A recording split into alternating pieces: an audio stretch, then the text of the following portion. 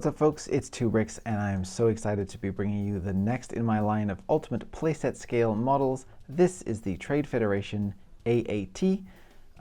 This is obviously a very recognizable vehicle to anyone who's a fan of the prequels and the Phantom Menace in particular, and the Clone Wars, but obviously the color scheme changed a little bit and the design did as well for the Clone Wars, but essentially it's the same vehicle.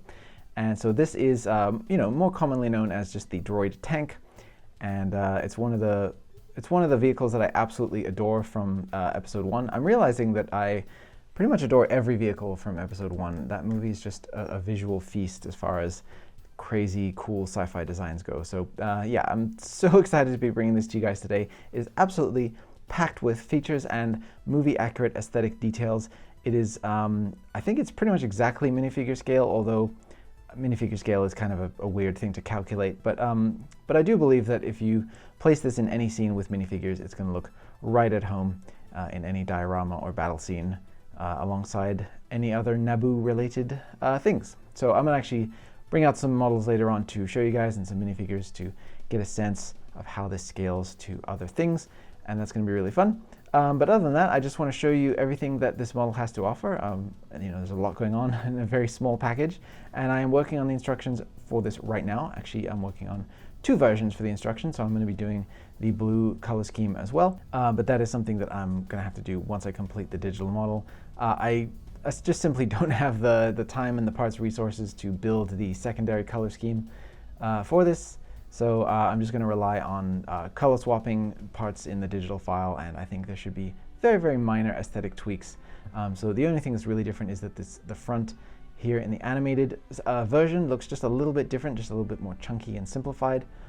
So I'm going to try to see if I can reflect that a little bit, although I have seen interpretations of it where it basically remains the exact same tank, but just with the blue and gray color scheme applied. So I'm going to experiment with that a little bit, but today we're taking a look at the Trade Federation version from episode 1, The Phantom Menace, and I'm so thrilled. So let's just get in and take a close look at all of the crazy details. So to start off with, I just have a little bit of a size comparison here to 2 of my recent Trade Federation episode 1 era MOCs. So of course these are the Droideka and the Droid Stap, and you can see here they feel pretty much exactly correct next to the AAT, so that's nice. I wanted to talk a little bit about this poly bag. I did a big roundup review of all of the May the 4th sets, including this little gift with purchase that I have now pillaged a bunch of parts from, most of which are in here. But this was actually the inspiration to make this MOC right here. When I saw these parts, I was convinced that I could somehow figure out a new and better way to do this rounded disc section here, which seems to be the thing that trips up almost all AAT designs, because it's a really, really tricky thing to get just right. And I was like, these are the key, I know it. And then I ended up not using them because they wound up, I was actually using them up here to smooth off this top section, but they ended up making the whole disc feel just too chunky overall, so I ended up not using them.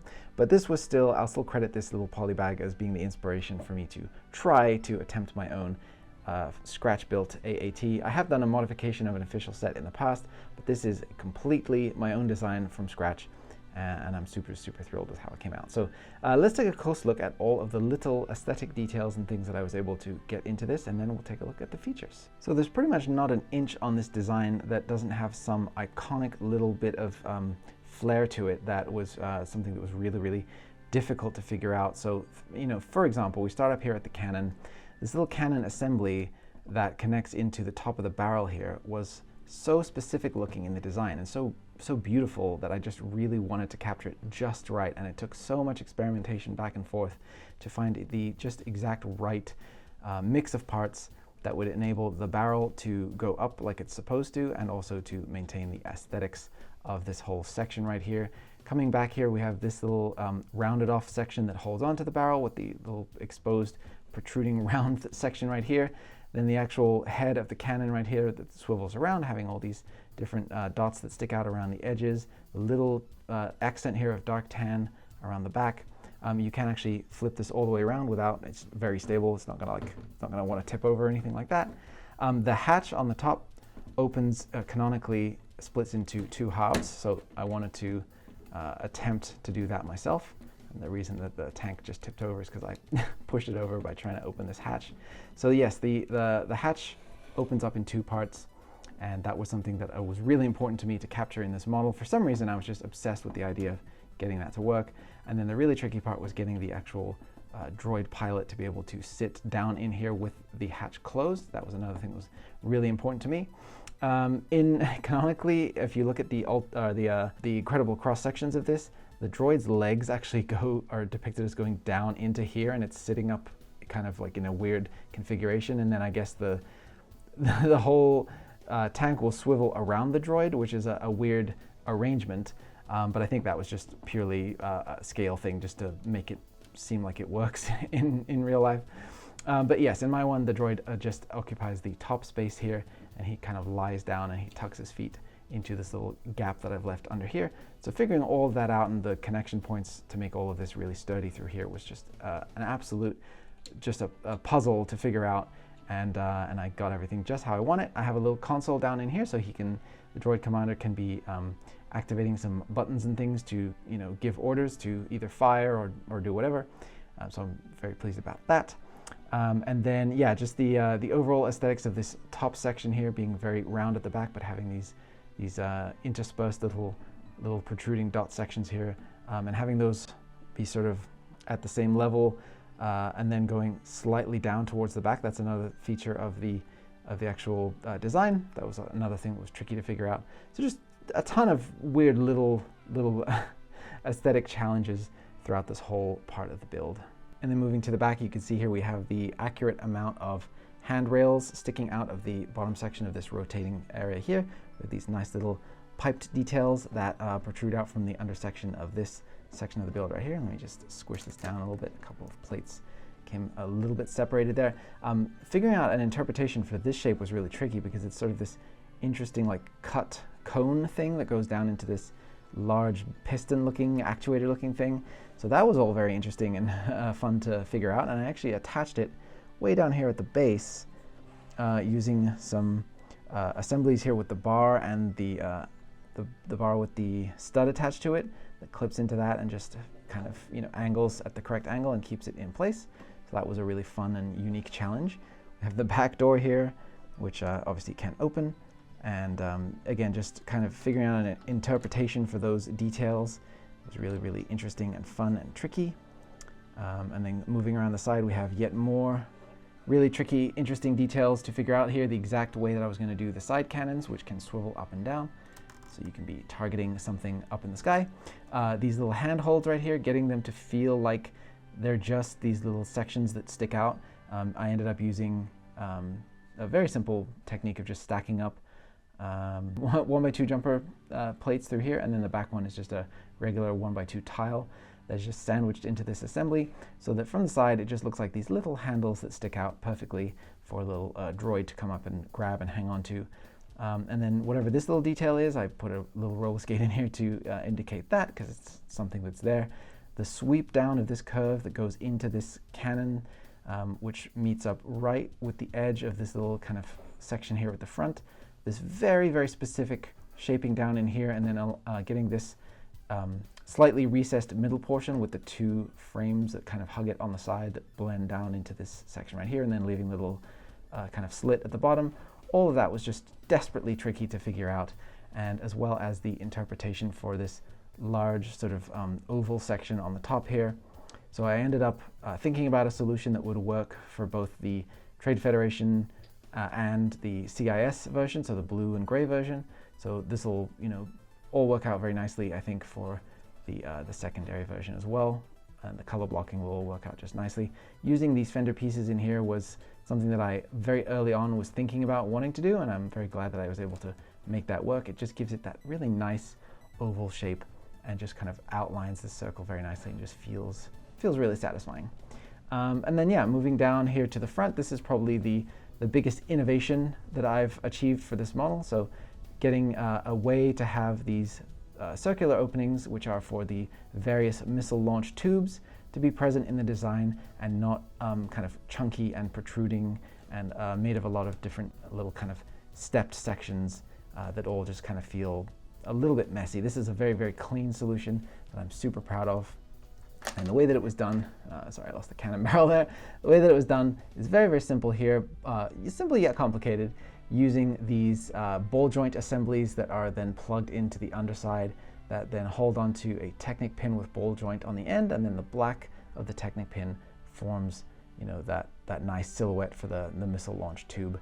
And what's really cool about this is because all of these are angled, kind of, you know, they hug the form of the rounded edge here, you don't get any of that unpleasant feeling where the front one is more rounded, and then the ones that go back, traditionally people use kind of hollow tubes pointing forward, and those tend to get like progressively less attractive as you go back on the design, whereas this keeps them all nice and uniform and consistent, and you can just imagine those missiles all shooting out of the front there.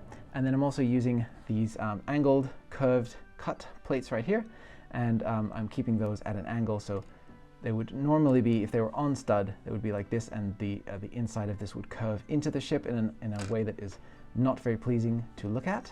But with my solution, the way that these bricks with brick modifieds with the studs on the side hold these in place, they're actually angled so that the curvature is actually kind of offset by where they're placed on the ship, so that it all just comes to a very nice, pleasing point right here at the front without kind of dipping into the design. So yeah, really happy with how all of that turned out. And honestly, the shaping of it is more than I could have hoped for at this scale, and more than I was even seeking to achieve when I first started it. But I'm very pleased with the overall shaping. And then, yeah, let's take a look at all the different functionality, of which, I mean, there's not a ton. It's a tank, right? So you have all the swiveling cannons and stuff like that, but I want to show you the interior because there's a lot going on the inside as well. So you've already seen the top section here with the droid commander up in the top, so I'm just going to swivel that out of the way, and then I'm going to pull off this top hatch section right here. So this, I believe, would be your gunner, who is in charge of firing off these side cannons, and I believe he would also operate these front ones here. He has to have his head bowed in order to fit the lid back on top, although I did put as much space in there as I could physically to make it fit. So it just plugs in there with a single stud, sort of like the way that Lego City cars are designed, so they just have enough clutch power to stay in place. He has a couple of bars down in here that kind of mimic some sort of control sticks, and then he's also attached, his feet are plugged in to this jumper, 1x3 jumper plate down here in the front, and that just works out very nicely, and he has just enough room to sit in there quite snugly. And then there's another character sitting down below. So we can just remove this whole front section right here, which is just clipped into place and holding onto this bar right here. So if we take a look at this subassembly, you can see this right here represents the scope that your driver looks through in order to see where he's going. And if you look at the incredible cross sections, you'll see that this character down here is in fact looking into a scope, and I just really wanted to kind of mimic that for my design. So he's down in there quite comfortably, and he has a clip that sits right in there in between and just kind of hugs into the gap left by his legs, so that just kind of keeps him in place perfectly. And to the side of either side of him, he has two different control panels. So one is sort of a temperature gauge looking one, and one is the traditional sort of screen and buttons kind of deal down there. And then I'll open up the back door and I'll just show you what it looks like when you take all the characters out. So you can see here, looking through the back ramp, the kind of interior feels quite luxurious for, you know, tanks are always pretty cramped inside of there anyway. And having the room for two droids in here, I think feels pretty deluxe. And also, you know, all of the little control bits and bobs just kind of makes it feel very like realistic and lived in and kind of, yeah, just makes it have a sense of verisimilitude, I suppose. So yeah, I'm very happy about all of that. And you can see here, it's all very easy to disassemble. So I'll just show you how to pop the characters back in. But I'm going to have to put the camera back on the tripod for that because it needs two hands. So in order to load your characters in here, I have the various versions here with the arms that are kind of, you know, the different configurations. That's how most droids are today, so I wanted to make sure that they would fit like that. So you just go ahead and place your droid commander in here, and he can just sit down there onto that clip. And then as long as he has room for his arms to fit around those consoles, he's good to go. And then for this top droid here, we just kind of plug his feet into the two available studs on that front plate right there, and he can put his arms down, you can put his head up until you want to put the roof back on. And then we'll just go ahead and place the front section here back on for the pilot to look through. Just kind of make sure that's all sitting in there nice and situated. And we'll put this roof back on, and it sits down in there, and it's sitting on top of these plates down in here, and the roller skate pieces are also keeping the front nice and secure in place there. I just love how all of this comes together so seamlessly at the front here. Very satisfying. And then for the Top Gunner here, so we just place him down so that his feet go all the way to the front, and then tip his head forward as far as it'll go, and then the hatch will just close very nicely around him, and he's in there nice and secure. Oh yeah, one tiny detail I forgot to call out. This little ratcheting hinge piece right in here, this is on purpose to convey a very, very specific detail, which is that there's a little sort of hanging light that is over here, like it would be a little red light. And I didn't want to have the red stud up there to, you know, create too much attention, but I really wanted to capture that shape, that sort of little frame with an indent in the middle. And so this ratcheting hinge piece just absolutely fills that purpose so well, and I'm just very, very pleased with that detail. Just a fun little thing. And here we have the recreation of a very memorable moment from the movie. Of course, Jar Jar Binks has been launched onto the cannon of one of these AATs. He's causing it to go crazy, and Captain Tarples pulls alongside and says, "Jar Jar, use a booma," and Jar Jar no have a booma. So he says, "Take my one," and then Jar Jar accidentally flings it and kills the droid commander who has popped out of the top hatch to say what's going on up here. So very fun. Very, very cool little way to remember this movie. I cannot believe this is 25 years ago. This feels too crazy to me. But I'm very, very happy to have this model here. The actual original set I thought was absolutely legendary for its day, and I'm really glad to be able to pay tribute to it with my new recreation here and have some fun with Gungans, because Gungans are fun. And I just wanted to show you how the tank is able to slide around due to the fact that it is only sitting on 4 clear bricks here down at the bottom, the 1x2 clear bricks, and those provide a very nice stable flat surface, but also minimal contact with the ground. I did consider using the rounded tiles and 2x2 rounded bricks to support this. That's what kind of the playset standard would be for something like this, but it does give a little bit too much. The rounded surface doesn't give enough support, and it starts to want to tip if you play with it too much. And it's just kind of helped by the fact that those are round. So keeping this base flat is definitely the way to go, but I think it looks absolutely great when it's hovering. It's so minimal, like the clear bricks really are clear for most of the time, and what you do see from the light is very, very minimal, so it really does feel like a pretty convincing hovering tank, I think. And I think that the amount that is hovering off the ground feels just right, so let me know what you guys think down in the comments. These things definitely didn't float up super high, so this feels about good to me.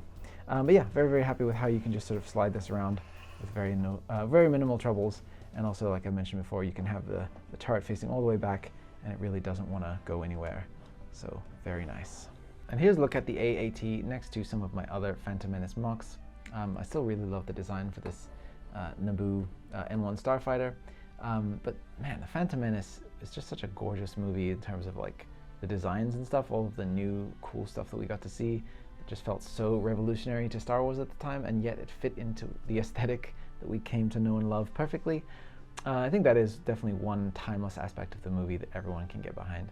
And I'm glad for that, because yes, cool sci-fi spaceship designs are timeless. So very glad to be able to add this AAT to my collection. I'm really, really happy to be able to get the instructions out to you guys ASAP, so that you can build this alongside all of the others. Everything else here, obviously other than the Kadu, which is just a thing from an official set, is a MOC that you can build, and you'll be able to get your hands on the Trade Federation and CIS version of this very soon. So stay tuned for that. I will do a follow-up video when the instructions are available, just to show any changes I might have made, and also just to show you guys what the blue color scheme looks like and talk a little bit about that. But yeah, there you go. This is the continuation of the 25-year anniversary celebration of LEGO Star Wars and the Phantom Menace in general. Stop moving, you distracting starfighter, you. So that's going to be it for me today, guys. Thank you so much for watching. I'm really, really excited to get on to the next video, because I have lots more awesome content coming your way. I have an update for my Ahsoka's T6 shuttle coming very soon-ish, kind of. I'm doing a lot of retooling on that one, so that's been quite a challenge. But in the meantime, I'm really happy to be able to get these smaller MOCs out to you guys. And hopefully you get a kick out of this one, because I certainly do. Alright, so that's going to be it for me. I'm going to head off and get to work, because I got lots of stuff coming out. So I'll see you on the next video, and may the Force be with you.